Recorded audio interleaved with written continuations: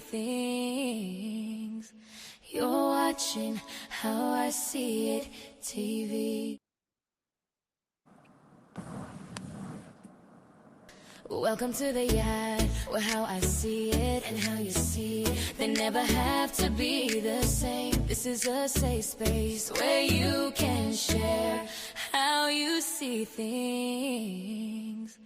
You're watching how I see it, TV. Check, check, check. Can y'all hear me? Hopefully you can. Welcome, everybody. I am your Jamaican queen, Miss Y. You're tuned into How I See It TV. Please remember to like, share, and subscribe. Follow me on Instagram and Twitter, now called X, at How I See It, and on TikTok at How I See It TV. I took a page out of. One second, let me wind my car window up. Just leave the back windows down because it is cold in South Florida today, y'all. We have gotten some of that weather that the New Yorkers and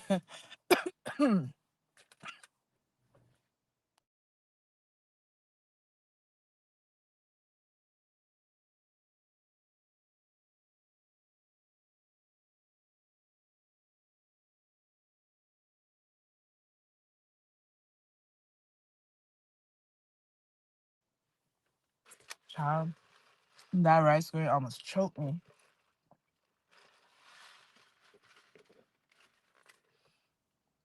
One second, y'all.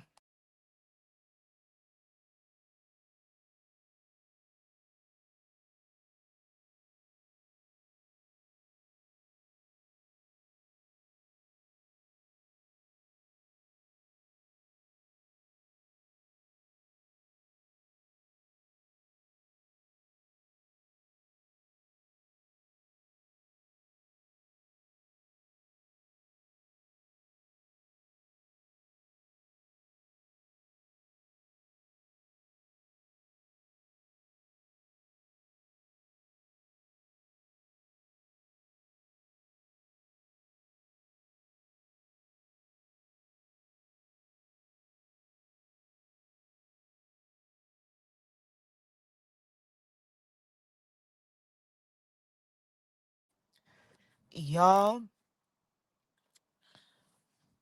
have water or juice ever just went down the wrong place? I don't know how to describe it. Okay. I was saying that it is so cold right now in Florida. And I know if I was probably like a born and raised New Yorker or someone from Chicago, like any of those states where y'all get snowstorms and stuff like that, this little chilly weather in South Florida would be nothing. Like, I'm sure that people from New York, Chicago, all those places, they'll be outside right now in some flip flops and booty shorts talking about how great the weather feels. But for me, it is freezing right now. Okay? I was not built for winter. Born and raised Jamaican, and Florida is as close as I'm gonna get to being in Jamaica. So yeah, I'm not built. Like, I don't like when it's too hot, but I don't want to feel like I'm breathing in cold air all the time. And that's what it feels like right now. Okay? Simply beautiful. Say hey Toot. I'm looking at the comments now. Hey Toot, hey Miss Linda Gamble. Mama V. Simply beautiful. So we digging ourselves from under the snow here in New York. See, that's what I mean. I feel so bad to say I am freezing right now while y'all are there digging yourselves out of snow and stuff, having to have the heater on and all kind of stuff. And I'm here complaining about a little cold weather that's probably gonna go away.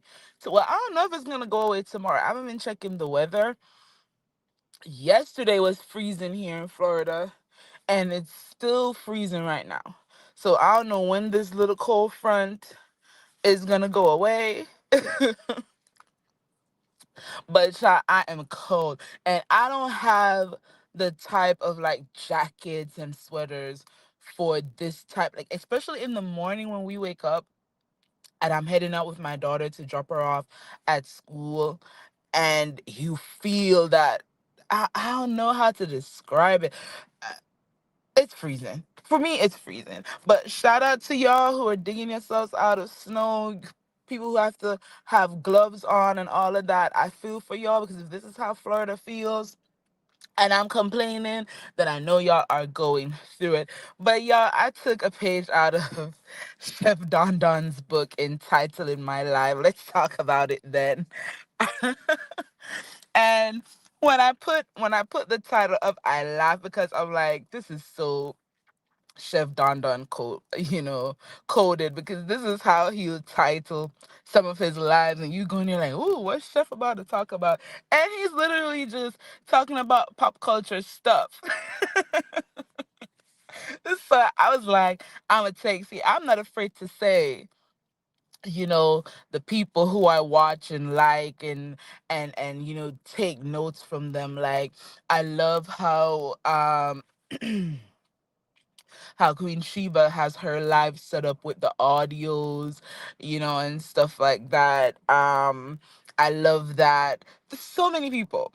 And I wish I was better at, like, producing my lives. I'm not. I'm just one of those people that's gonna hit go live and I'm gonna start talking. But I did, if you heard in the beginning, I did create like a little theme song for my channel. It's a song I wrote like 2 years ago, and I was not able to produce it. But thank God for AI. Thank God for AI. I was finally able to. Let's see if I can put this song on the charger and it doesn't mess up the audio. Let's see, y'all.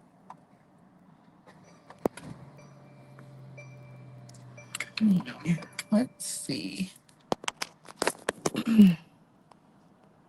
Can y'all still hear me? I don't think it's plugged in. Okay, there we go. Please tell me y'all are still hearing me. But yeah, I was able to produce that song using the Sono app. Thank God for it. So I now finally have like a little theme song to start my lives and whatever. But anyways, I'm here to talk about a couple things before I gotta go inside for my lunch break. Traders, I want to talk about how I didn't like, and this spoiler alert, spoiler alert, spoiler alert. If you don't watch Traders, or if you watch it and you don't know what's going on, I did not like what Johnny and Tara did to Natalie. They could have all still voted to get Rob out as a traitor, because Rob is a traitor, right?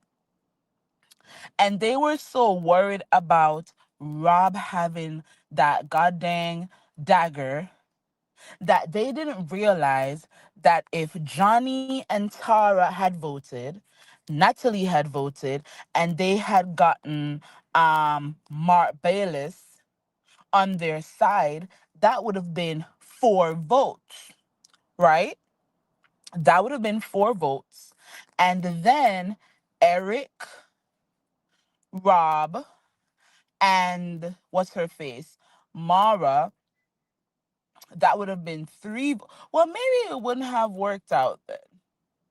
Oh, no, no, no. It would have been Natalie, Tara, Johnny, Mark. And they could have tried harder to get Mara on their side. But I don't know. Mara must be hypnotized or something when it comes to Rob, why she is just hell bent on believing that he is a faithful. but they could have at least tried to vote to get Rob out of the show. It probably wouldn't have worked because Rob had two votes. Now I'm remembering. Rob had two votes with his dagger. So he still wouldn't have, been voted off. He still wouldn't have been banished. But at least they wouldn't have left Natalie out there, threw her right up under the bus and left her out there, hung her out to dry. I didn't like that. I didn't like that Tara pretended like they weren't having conversations the whole day trying to get Natalie on their side. Like I didn't like that rubbed me the wrong way, especially because Tara, I think at this point of the show, she's confident that Rob is a traitor, but I don't know why that confidence did not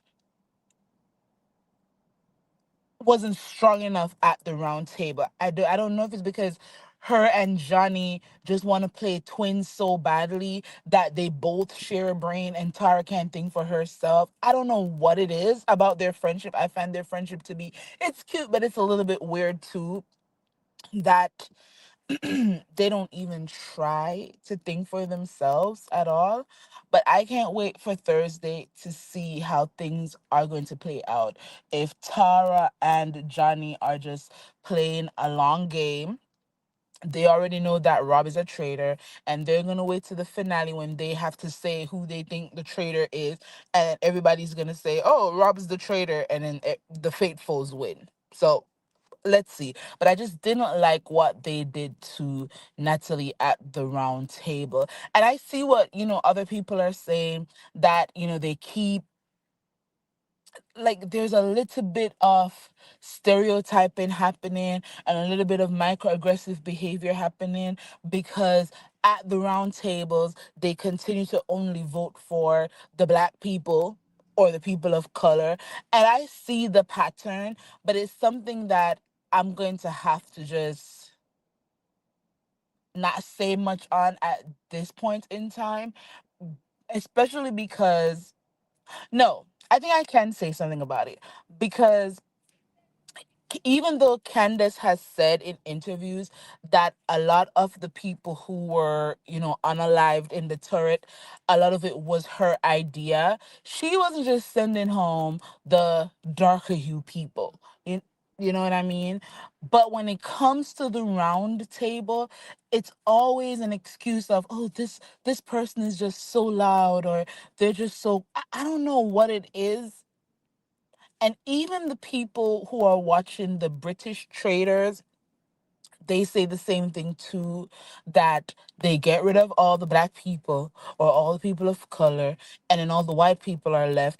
And it's just weird.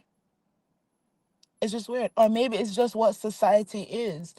Maybe it's just what society is. In general, a game show is fully reflecting what is happening in society, where black people are always going to be, getting the shorter end of the stick, and white people are always going to be pushed ahead.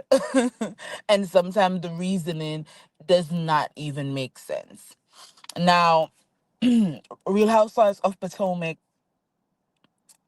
Monique is a flop. Sorry, not sorry. If y'all have been checking out my content long enough, then you know that I'm not a Monique fan. I stand Miss Candice Dillard Bassett. I am part of the Candice Nation. I am a firm Candice Nation ambassador.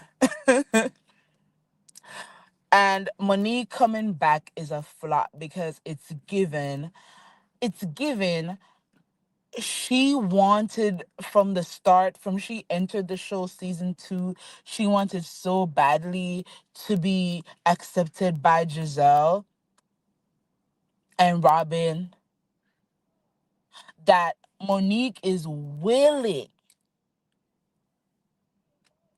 to sit on that reunion couch in her red triangles and allow Giselle to rewrite history.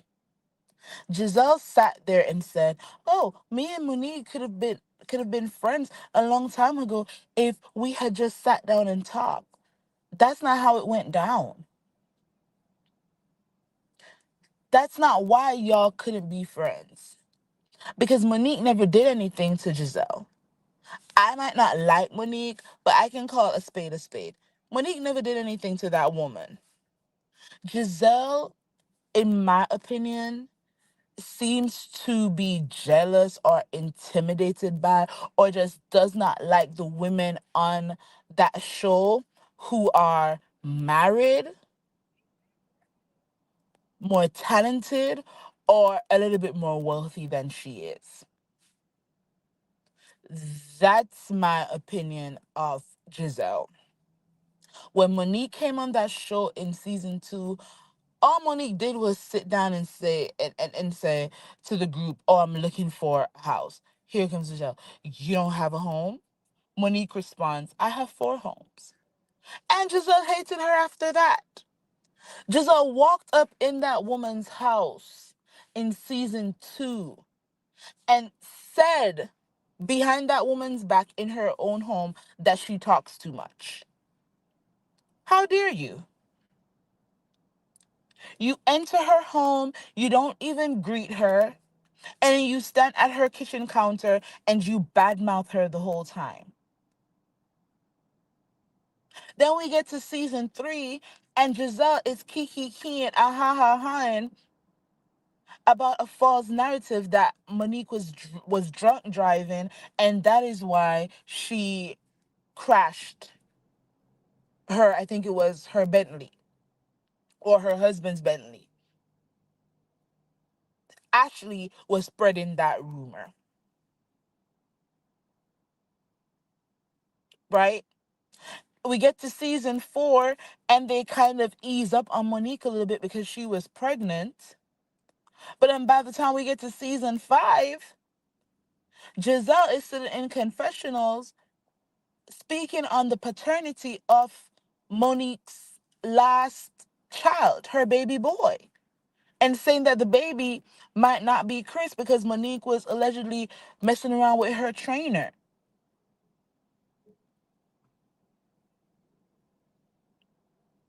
That's the real history. Monique tried on several occasions to clear the air with Giselle and to see extended, an olive branch several times, and tried to get to the bottom of why Giselle just couldn't stand her or didn't like her, and Giselle didn't care. So to sit on the reunion now, and Monique is just so proud to hear Giselle say, "Me and Monique, we're not going to be best friends. But now that I think about it, we could have been friends a long time ago if we had just talked." No, y'all could have been friends if Giselle wasn't such an evil person. That's the truth. Nothing Monique did or didn't do was going to change Giselle's mind. And for me, the only reason why Giselle is so welcoming of Monique right now is because Monique is divorced and kind of broke. So Giselle is no longer bothered by her. Giselle feels like Monique is now beneath her. Y'all see what I'm saying? Y'all see what I'm putting down? When Giselle felt like Monique at at when she felt like Monique had enough to be above her, meaning Monique was married, Monique was beautiful, Monique had money, she had her family intact. Giselle did not like her, did not want to be her friend, didn't care to be her friend, didn't even care to give Monique grace for anything that she did or said. But now that Monique is a single woman, no husband in tow, her family is no longer intact. Monique is broke because she left that marriage, no alimony, no child support. Now Giselle can like her. And that's actually sad. And if Monique was a little bit smarter and she wasn't, you know, so hard up to be Giselle's friend still, then she would realize that this woman not only wants to accept me because she believes in her little pea brain that she is better than me. That's what Giselle is thinking. Giselle is thinking, it's 10 years in, I'm still the face of the Real Housewives of Potomac. Nobody has ever really, you know, seen me. Should I even say that? Because we the people who are actually watching the show and clocking Giselle, we clock her as an evil person. But there are people out there who just believe that, oh, Giselle is just at her job, and when she leaves, she doesn't care. And that's exactly why she's evil. Because you can clock in on the Real Housewives of Potomac and destroy people's lives with lies and be malicious and say, oh, I'm just doing this in the name of entertainment and I'm just doing this in the name of I'm doing a job. And when I leave, I don't care about the consequences of my actions on these people's real life.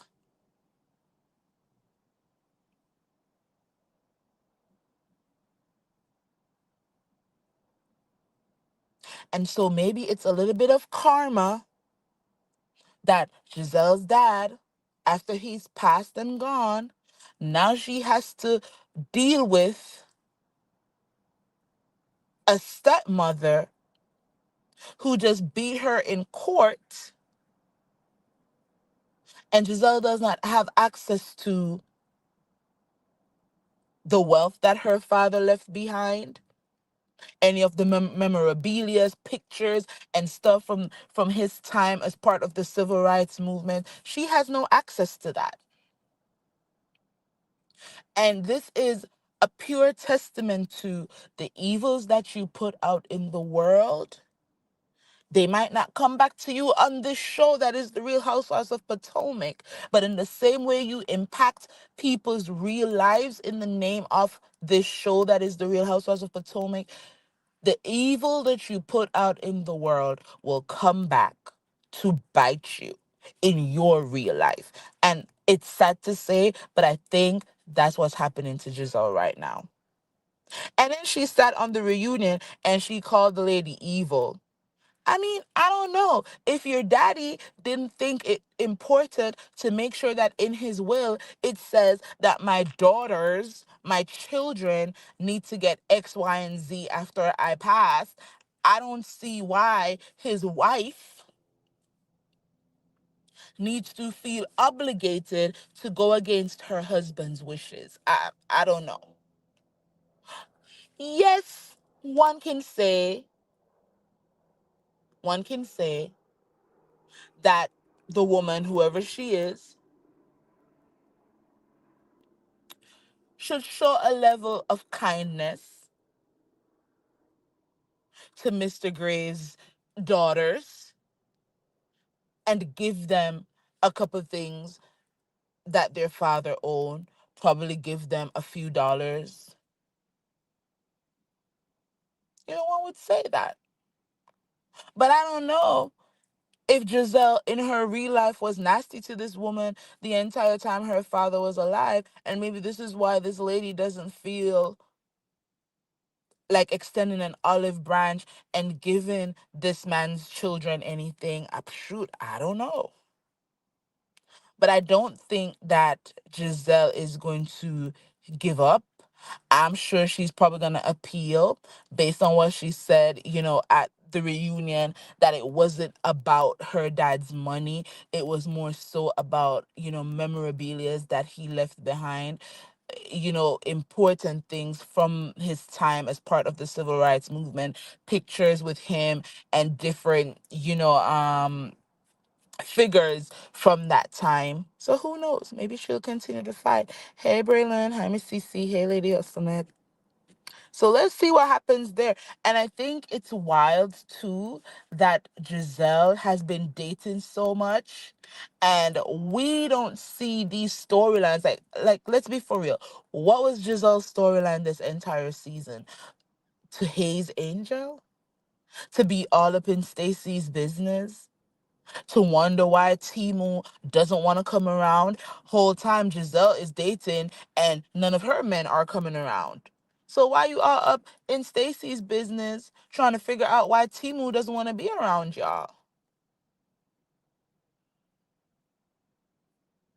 I don't get that. I don't understand that. Married to Medicine went to Jamaica. I thought the trip was cute, but I've continued to say, and I will continue to say, that I have insider information that Sweetie actually suggested that trip for last season and no one cared. No one wanted to go to Jamaica to do the medical mission that she wanted to do last season. And so I think it really, really, really funny that they ostracized her, left her on an island by herself after they begged her to come on the show and after they all pretended that they were such great friends to her, ignored her request that they do this trip. And she didn't just want a trip, she wanted a medical mission last season to Jamaica.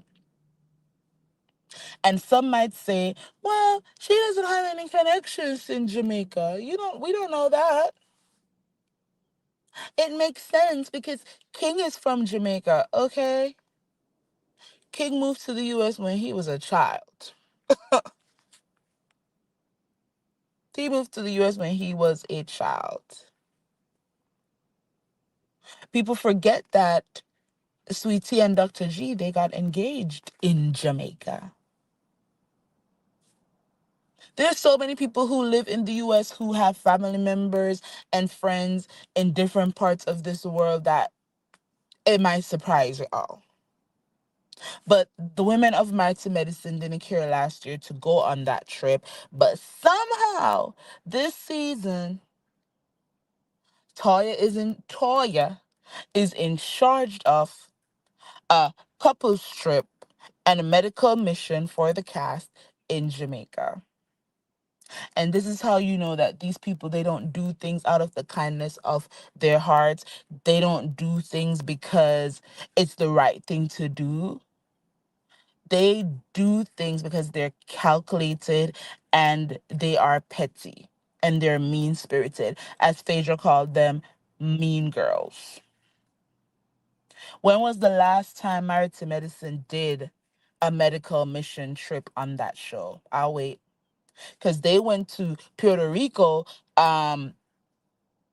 last year for their cast trip and they didn't do a medical mission, but they took over this girl's entire suggestion, entire idea for the cast trip and used it this season when she's no longer on the show.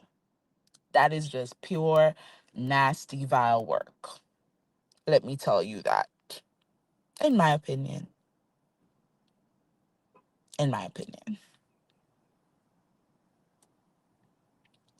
But that's it for right now, y'all. Thank you for tuning in. Please remember to like, share, and subscribe. Follow me on Instagram and Twitter, now called X, at How I See It, and on TikTok at How I See It TV. Until my next video, as I always say, walk good. Bye.